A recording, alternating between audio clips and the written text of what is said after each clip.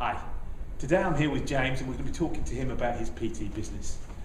So very briefly, James, how long have you been a PT? Just over 3 years now. Okay, so quite experienced. Yeah, I guess I've learned quite a lot over the years, and certainly now I'm much better than I was when I first started.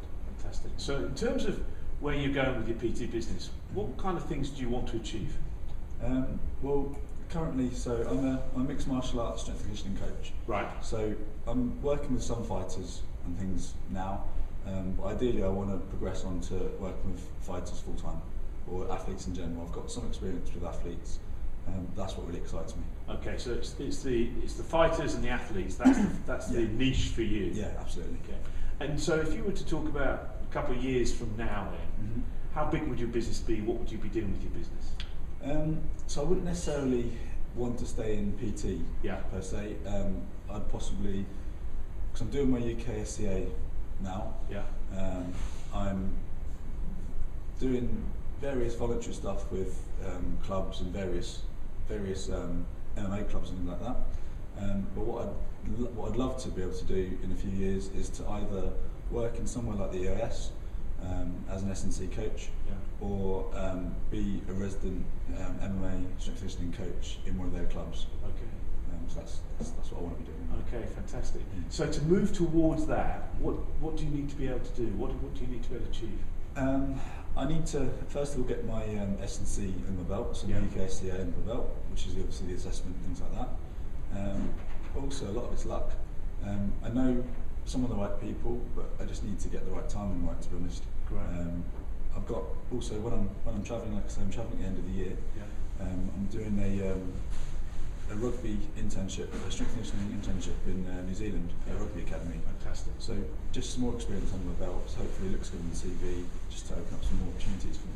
Great. Oh, that's very, very good. And you've clearly got a plan set out, where you want to get to and how you're getting there. Hopefully, yeah. Hopefully. So what do you see as some of the challenges that you face in moving along that path?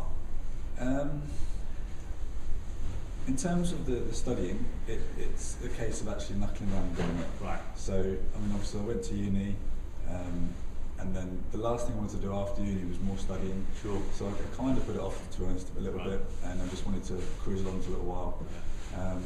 But now I think it's almost time to start that next step, and so it would just be a case of doing it. Okay, so doing the studying. Yeah.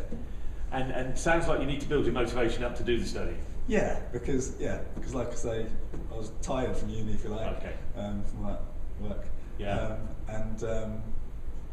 I just wasn't quite ready to take that step, because I know it's going to be a big step to do all the studying and assessments and things, and then having to put all the effort in. If you like, I'm not lazy. No. But I know it's going to be a big step, and I wanted to do some things before, like the travel and get out system, before I embarked on my next level up the career ladder. So in terms of the studying then, and getting yourself motivated to study, Yeah. getting yourself set up for study, embark on it, Yeah. what do you think you've got to do?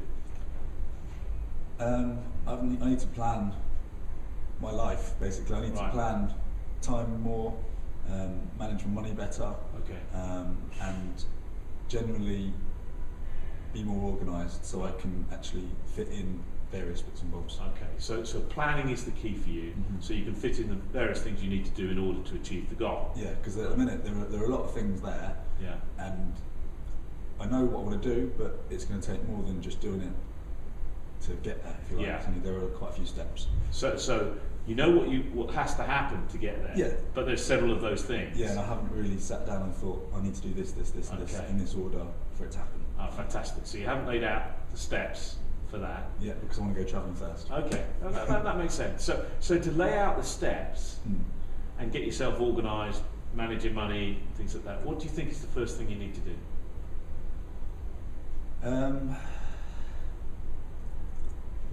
Probably the first thing I need to do would be to manage time. So once I've set some time aside for studying, I can then study, get the theory, if you like, under my belt. I need to also recover from a knee injury, which means then I need to practice my Olympic lifts and things. Also find somewhere more suited than this to actually do my Olympic lifts, so I can throw the weights down. Slam them down. Exactly, rather than the free weights off, which is off now. I don't really know. I need to. That's another thing I need to do. Well, no, that's okay. Because so it sounds like you've come up with a couple of things there already. You know, to talk about organising time. That might be some steps after the first steps, because it's you know what you want to do, or you're pretty clear on the things you want. Yeah. And it sounds like you need to map that out firmly, and then create the chunks that need to be managed. Would that make sense? Yeah. Because what I'm hearing is you've got this idea of what you want. You know that lots of things need to happen, and then you've got to organise that to make those happen. So you've got to establish what those chunks are. Would that make sense? Yeah. That's the kind of thing I'm hearing from you. And then you say, you know, you start your studying, then you've got to find the time. Well, to be able to find the time, you need to know exactly what the chunks are. Sure. And to get that balance out, because you know you mentioned practicing as well in there. You've also got to talk about organising your money. All those are significant chunks for you. Sure. So if you were to start doing that, working all those things out, and I know it'd be a bit premature because you're going to go off travelling for a bit as well. What do you think would be the first things you would do to help? So once I got back from travelling, it would be just assessing where I am now, and obviously where I want to be, and hopefully somehow bridge it by. I really don't know. Well, no, that's the thing. That's fantastic. If you just set out did those two things, then you would understand the gap between where you want to be and where you're at, and then you could create the steps. You can't create the steps till you fully understand that. So for you, when you come back from the travelling, it's setting out the goal really clearly defined, then setting out where you are in relation to that, and then moving across, which would be absolutely perfect.